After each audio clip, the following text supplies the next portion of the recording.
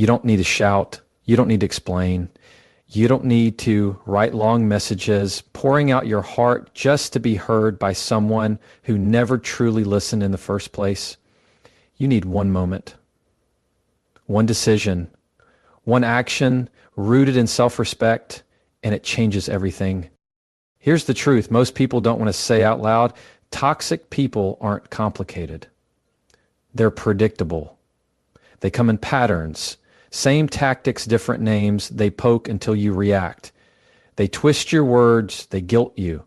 They make you feel like peace is a luxury you don't deserve. But the moment you stop feeding that cycle, the game ends. You do this once, and they never bother you again. Start here. Set a silent boundary, not a loud one. Loud boundaries come from pain. Silent boundaries come from clarity.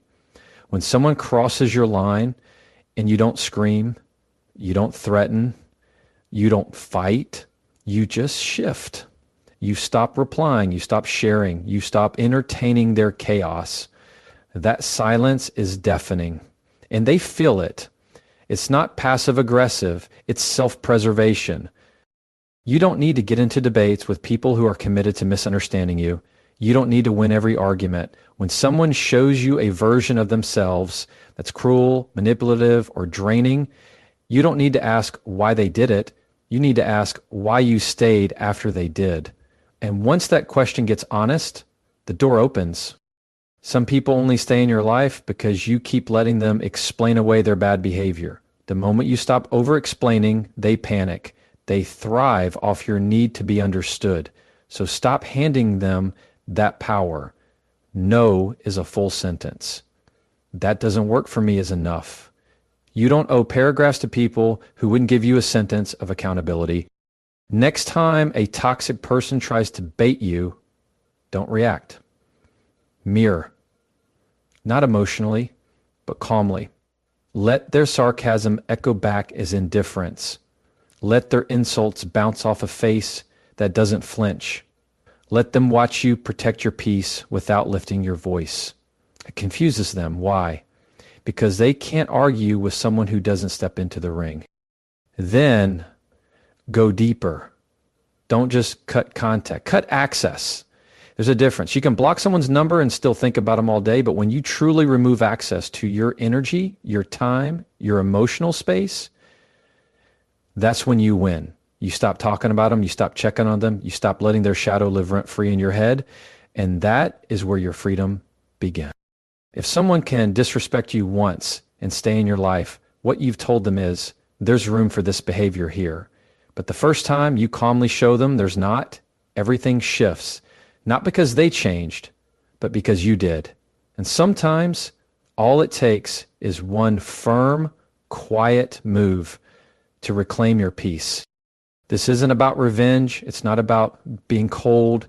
It's about drawing the kind of line that says, I love myself too much to live in your storm. And the moment you make that choice, even once, toxic people lose the map to find you. And you start breathing again.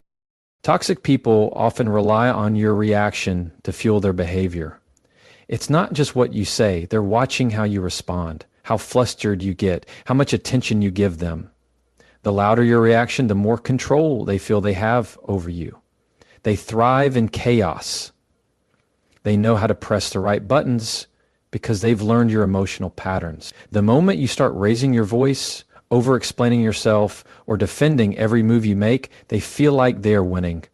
That's why setting a silent boundary is the one thing that flips the entire game on its head. It confuses them. They expect a fight. They expect tears. They expect drama. But when all they get is silence, stillness, and no reaction, they don't know what to do with it. That's power. A silent boundary is not about ghosting people or being passive-aggressive. It's about making a decision within yourself that someone no longer deserves access to the parts of you they once exploited. It's a decision that says, I'm not going to teach you how to treat me anymore. I'm just going to show you that mistreating me means losing me. You don't announce it. You don't warn them. You don't even argue. You just shift. The conversations become shorter. The explanations disappear. The emotional investment dries up. You start replying with peace instead of proving your point. And slowly, they start to realize that they're losing the grip they once had. Toxic people don't respond to logic. They respond to energy. That's why trying to reason with them feels like talking in circles. They twist facts. They deflect blame. They manipulate emotions. But when you respond with calm detachment, when you set a boundary that isn't loud or reactive, they start to lose their leverage. Think of it like turning off the lights in a room where someone's trying to perform a show. The audience is gone, the spotlight is off, the performance becomes pointless, and eventually they walk off the stage. What makes silent boundaries so powerful is that they protect your peace without putting you in emotional debt. You don't have to spend your energy explaining why you're hurt. You don't have to write essays defending your decision. You don't even have to convince them they're wrong because you've stopped seeking their validation. That's what changes everything. When you stop needing toxic people to understand your pain, you finally start healing. And they feel that shift. They feel your silence. They notice the absence of your attention. And they realize that whatever game they were playing, they're now playing it alone. The beauty of this approach is that it doesn't require confrontation.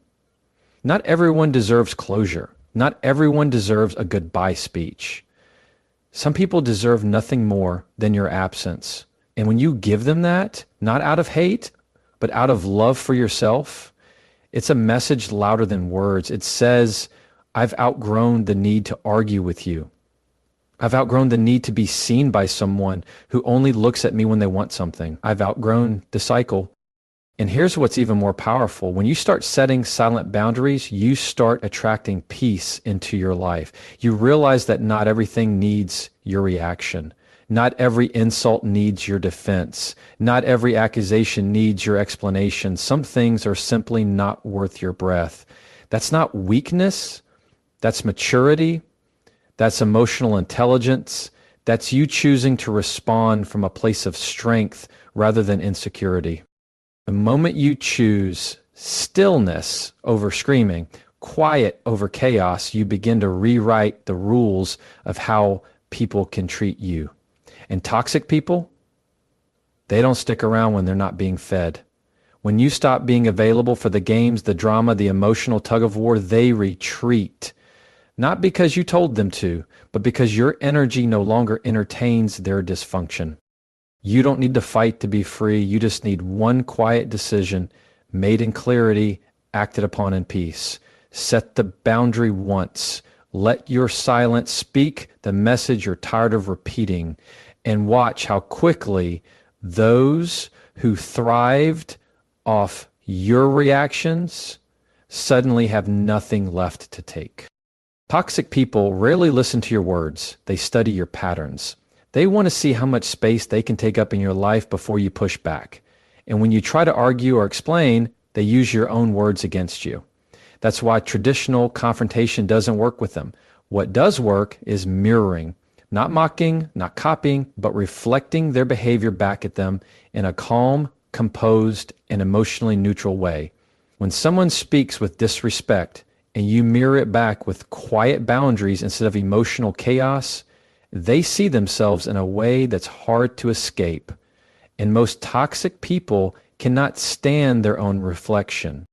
Mirroring is a subtle form of communication that doesn't require direct confrontation. It's about holding up a mirror without raising your voice. It's when someone tries to manipulate you with guilt, and instead of justifying yourself, you let the guilt fall flat. It's when someone tries to gaslight you into believing your reality is false, and instead of spiraling into self-doubt, you calmly say, that's not how I experienced it, and leave it at that. The point is not to get them to agree. The point is to anchor yourself in truth and let their confusion be theirs to carry. And that's what makes mirroring so powerful. It's not defensive. It's reflective. It doesn't attack, but it makes toxic behavior uncomfortable to maintain. Let's say someone repeatedly interrupts you in conversation, not by accident, but as a way to dominate or dismiss your thoughts. You don't interrupt back with the same aggression. You mirror their lack of respect with firm silence. You stop engaging until they notice. You don't explain, you keep cutting me off. You just go quiet until the weight of their rudeness becomes obvious. It forces awareness, not always right away, but over time, your behavior tells them, I won't play that game. Or maybe someone constantly blames you for things that are out of your control. Instead of rushing to defend yourself like before, you stop feeding that blame. When they say, this is your fault, you respond with stillness. I don't see it that way. No emotion, no back and forth, no trying to convince them otherwise. That calm disagreement, mirroring their own deflection with unwavering steadiness, stops the conversation from becoming another round of emotional ping pong. The key is staying grounded. Toxic people want you to get emotional because emotions are easier to manipulate. But when you're calm, when you're centered, when you mirror their patterns instead of reacting to them, they lose the ability to control the interaction. You're not there to fix them. You're there to protect you. And mirroring is one of the cleanest ways to do that without compromising your integrity. It's important to remember that mirroring isn't about revenge. You're not doing it to hurt them. You're doing it to help yourself. You're creating a psychological pause, a moment where they can see their own reflection through your unshakable response. Whether they take that moment to change is not your responsibility. Your job is to stop giving them the emotional firewood they need to keep the dysfunction burning. And this doesn't just apply to verbal abuse. It applies to emotional withdrawal, manipulation, guilt tripping, even passive aggression. When someone sends you a cold, clipped message meant to trigger your insecurity, and you respond with emotional neutrality, they're left holding their own bitterness. You're not cold. You're just not playing anymore. And in that moment, they are forced to sit with themselves. Mirroring helps you shift the balance of power without drama. You're no longer participating in the tug of war. You're letting them pull at a rope you no longer hold. You don't need to yell or perform. You need to reflect calmly and clearly that their behavior isn't getting the reaction they want. That's when the pattern breaks. That's when they realize they're not as powerful as they thought. And that's when you start reclaiming the emotional space they once occupied. Toxic people rely on your explanations to maintain control. Every time you try to clarify, defend, or justify your decisions, you're unknowingly giving them more material to twist. Over-explaining comes from a place of wanting to be understood, to be seen as good, reasonable, fair. But with toxic individuals, that vulnerability is ammunition. They don't want clarity, they want control. And as long as you keep explaining, they keep spinning the story in their favor. That's why one of the most powerful things you can do is stop, not out of anger, but out of self-respect. Because the truth is, people who really respect you don't need 5 paragraphs to understand your no. When you explain too much, what you're really doing is asking for permission. You may not realize it, but every time you list your reasons for setting a boundary or walking away, you're hoping they'll validate your choice. But toxic people rarely will. They will poke holes in your reasons. They'll find a way to flip the situation so it sounds like you're the problem. You'll say, I'm stepping away because I need peace. And they'll respond with, oh, so now I'm the source of all your problems. That's how they bait you. That's how they keep the argument going. And suddenly your boundary turns into another exhausting debate. But when you stop over-explaining, you break that cycle. You don't owe long-winded justifications to people who disregard your feelings. If someone asks you why you didn't answer a call, you don't need to tell them about your entire day. I was busy is enough. If someone asks why you set a certain boundary, because it's what I need right now, is enough. No further detail, no rehearsed speech. The less you explain, the clearer it becomes. Your decisions are not up for discussion. It takes strength to resist the urge to explain, especially when you've been conditioned to please. Maybe you grew up in an environment where peace meant over-accommodating others. Maybe you were taught that love is earned by bending, shrinking, proving. But there comes a point when you realize your peace is not a debate. Your needs are not courtroom evidence. You are allowed to make decisions based on what feels right for you, even if others don't agree. You teach people how to treat you, not just by what you say, but by what you're willing to repeat. The moment you find yourself explaining the same thing over and over to someone who isn't listening, you have to pause and ask yourself, is this person really confused, or are they just pretending so they can keep crossing the line? Because confusion fades with clarity. Disrespect stays even when you've been crystal clear. And when you see that, you stop explaining, you start choosing. There's also a peace that comes with trusting yourself. When you stop explaining, you begin to stand taller in your truth. You realize you don't need to be understood by someone who isn't even trying. You don't need to be liked by people who only like you when you're convenient. That silence after their question, the one where you don't give them what they expect, is powerful. It says, I've grown out of needing your permission to be at peace. And it's not about being cold or dismissive. It's about being clear. You still communicate, but you do it from a place of calm authority. You speak without defending. You decide without performing.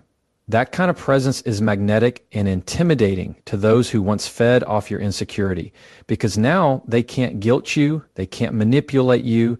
They can't twist your words when you're not giving them any to twist.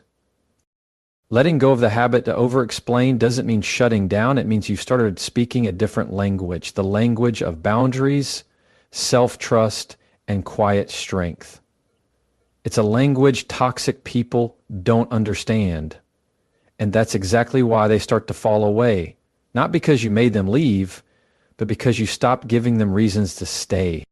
Toxic people are drawn to emotional stimulation. They feed off your highs and lows, your outrage, your tears, your frustration. The more unpredictable your emotional response, the more entertaining you are to them. It's why they provoke you, why they create drama, why they push buttons they already know will hurt.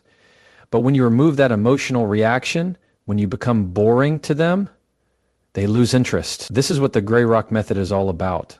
You become emotionally uninteresting, like a gray rock, plain, calm, unmoved. And for someone who feeds on attention and emotional chaos, that's intolerable. And it might feel unnatural at first, especially if you're someone who feels things deeply. You're used to reacting when someone disrespects you or crosses a line. You want to defend yourself. You want to be understood. But when dealing with someone toxic, emotional engagement is a trap. It doesn't lead to resolution. It leads to more manipulation. They want your passion, not your peace. They want you to yell, cry, and argue because those reactions prove that they still matter to you, that they still have influence over your emotional world. But when you go gray rock, you take that away.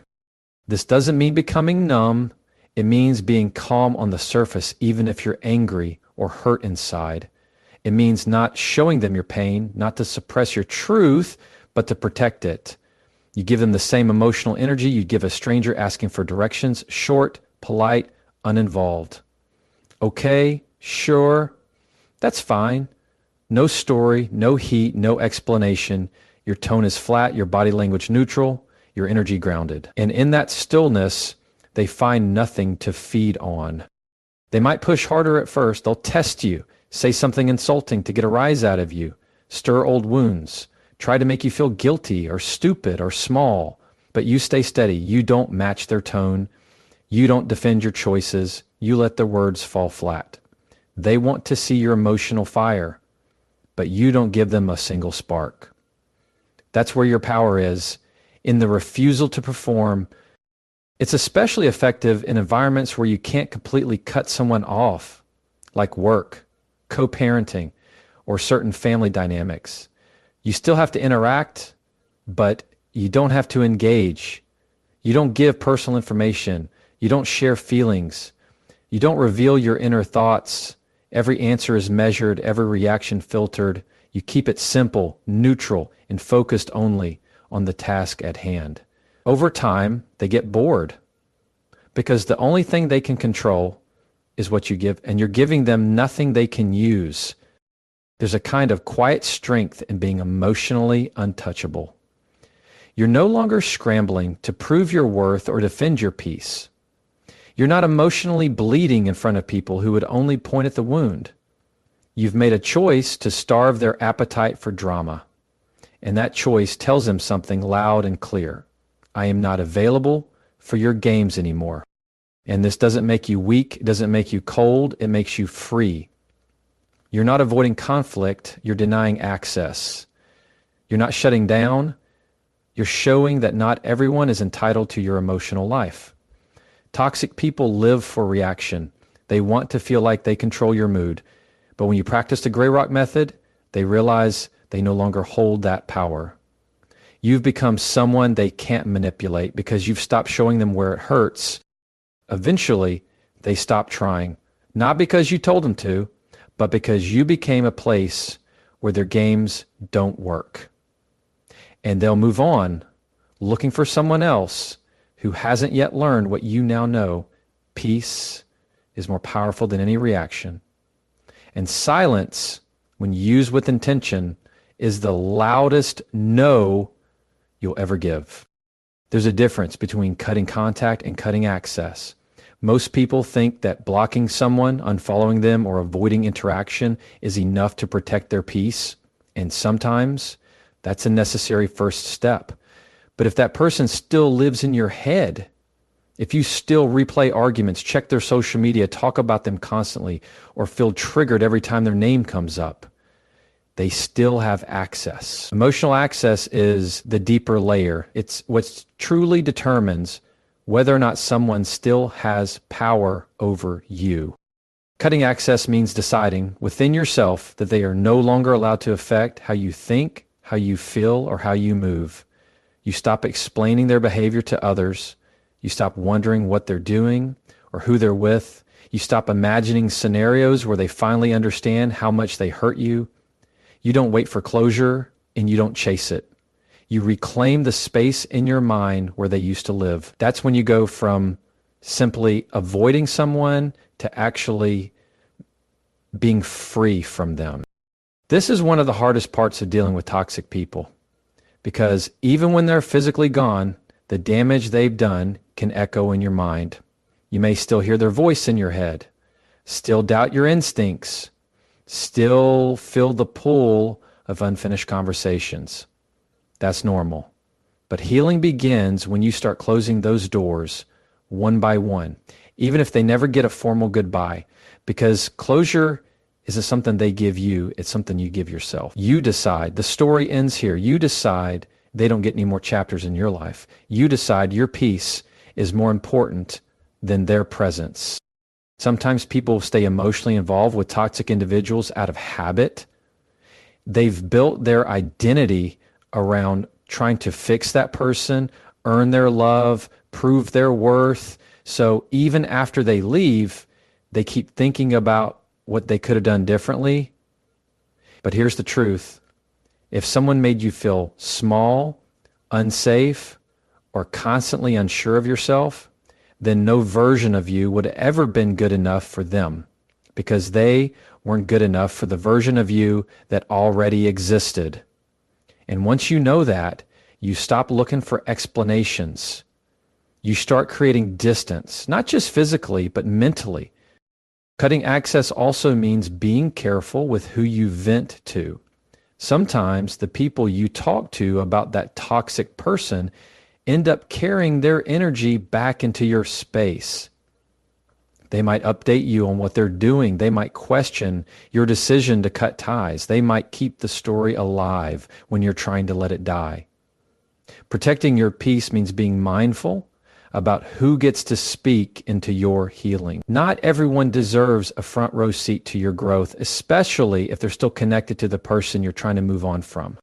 Another layer of cutting access is removing the triggers you can control. Unfollow, mute, archive photos, throw away gifts, not because you're bitter, but because you're cleaning house. You're clearing the emotional clutter. Every time you see their name pop up or stumble across something that reminds you of them, it stirs old wounds. And healing doesn't happen when you keep picking at scabs. So let it go. Create a life where their memory isn't constantly walking through the front door The final piece of this is internal discipline. It's the decision you make every day not to give them more of your energy, not to rehearse conversations in your head, not to wonder what they would say or do. When that thought pops up, you redirect it. When that old feeling rises, you ground yourself. Healing isn't always loud or dramatic. Sometimes it's the quiet repetition of choosing peace over pain again and again until it becomes your new normal. Cutting access is how you stop someone from living rent-free in your emotional space. It's not about hate. It's not about revenge. It's about remembering that peace isn't something they can take from you anymore. Because you've locked the door, you've changed the locks, and now only you decide who gets to enter your life, not just physically, but emotionally. And that is where true freedom begins. The first time someone disrespects you, how you respond teaches them everything. People learn your boundaries not from what you say, but from what you allow. If someone speaks to you with sarcasm, cruelty, or dismissiveness, and you stay silent, they take that silence as permission. If someone ignores your needs, mocks your feelings, or crosses your lines, and you forgive without change, they don't learn to treat you better. They learn how much they can get away with. That's why the very first time someone crosses the line is the most important moment to act. Not with anger, not with drama, but with clarity. Setting the tone early is powerful. You don't have to be harsh to be clear. You don't need to curse someone out to set a boundary. All you need is firmness, a calm refusal, a shift in tone, a pause that says, I noticed that, and I won't tolerate it. It's in the way you answer the phone, the way you stop replying, the way you hold eye contact without flinching. You don't have to shout to show strength. You just have to stop rewarding disrespect with more access to your kindness. When you tolerate something once, it opens the door for repetition. Toxic people don't need you to give them 10 chances. They only need one. One time where you look the other way. One time where you downplay your discomfort. One time where you smile through the insult. And after that, it becomes routine. They don't have to ask if it's okay. They assume it is because you didn't push back. And pushing back doesn't mean starting a fight. It means not allowing their behavior to continue unnoticed or unchallenged. Teaching people how to treat you doesn't require long explanations. It's often in what you don't do. You don't laugh at jokes that make you feel small. You don't answer texts at midnight from someone who only shows up when they need something. You don't say it's fine when it isn't. You stop smoothing the path for people who keep throwing stones in yours. And in doing so, you teach them, if you want to be in my life, there's a way you have to show up. And if you can't meet that standard, that's your choice, but you won't be here. It takes courage to act the first time someone disrespects you, especially if you're used to minimizing your feelings or afraid of being seen as too sensitive or too difficult. But that courage is your shield. That early response, whether it's a conversation, a boundary, or distance, sets the standard. You're not punishing them. You're showing them the rule book for how to stay in your life. And if they ignore the rules, they remove themselves. You don't have to chase them out. You just don't have to hold the door open. There's something empowering about making that choice once. Because once you do it, everything changes. The people who only liked you because you were easy to manipulate will disappear. But the ones who respect your boundaries will lean in with honesty. You'll start attracting people who don't get defensive when you speak your truth, who don't punish you for having needs, who don't push you to explain basic self-respect because your energy will say it before your mouth ever has to. The beautiful thing about setting a boundary once is that it saves you from 100 explanations later. When you respond clearly the first time, you prevent a pattern. You don't have to become bitter or burned out from letting things slide too long. You don't have to repair damage that never should have been done. And even if someone walks away because of your boundary, they're not walking away from you. They're walking away from the version of you that won't tolerate being mistreated. And that's a version worth protecting. This isn't about being unforgiving. It's about being self-respecting. You don't have to hate someone to realize they're not healthy for you. You don't have to start a war to reclaim your peace. You just need to understand that every time you allow disrespect to go unaddressed, you're telling the world how to treat you. And the moment you say, not this time, you write a new rule book, one that's built on dignity, on clarity, on the kind of strength that doesn't need to be loud to be felt.